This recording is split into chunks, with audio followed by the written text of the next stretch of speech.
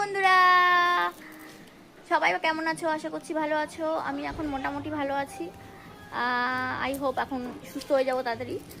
তো যাই হোক, আজকে তোমাদেরকে একটা জিনিস দেখাবো, সেই জন্য আর কি আসলাম।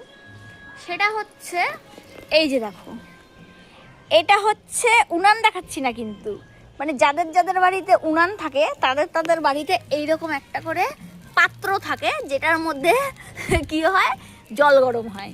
এটাও আমাদের জল গরম করার হাঁড়ি, শুধুমাত্র শীতকালে ব্যবহার করা হয়। এবার যেহেতু আমাদের গ্যাসটা শেষ হয়ে গেছে আর কি, মানে ইনস্ট্যান্ট শেষ হয়ে গেছে, আর এখন এই মুহূর্তে গ্যাসওয়ালা গ্যাস দিতে পারবে না, তো বাধ্যতামূলক উনানটা ধরানো হয়েছে। উনানটার খুবই যাতা অবস্থা, কারণ যেহেতু এই যে খোলা আকাশের নিচে উনান, তো বৃষ্টিতে ভিজে ভুজে একাকার, জানি না রান্না করা যাবে কিনা।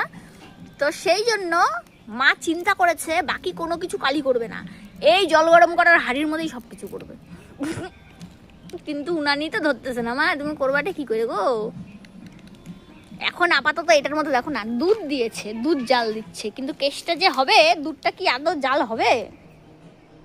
আমার তো মনে হচ্ছে ধোয়া ধোয়া গন্ধ হয়ে যাবে গো। তো যাই হোক, কার কার বাড়িতে উনান আছে আর উনানের সাথে এইরকম একটা জল গরম করার পাত্র আছে, আমাকে অবশ্যই জানাবে, ঠিক আছে? আমার মানে এইসব জিনিস জানতে একটু ভালো লাগে।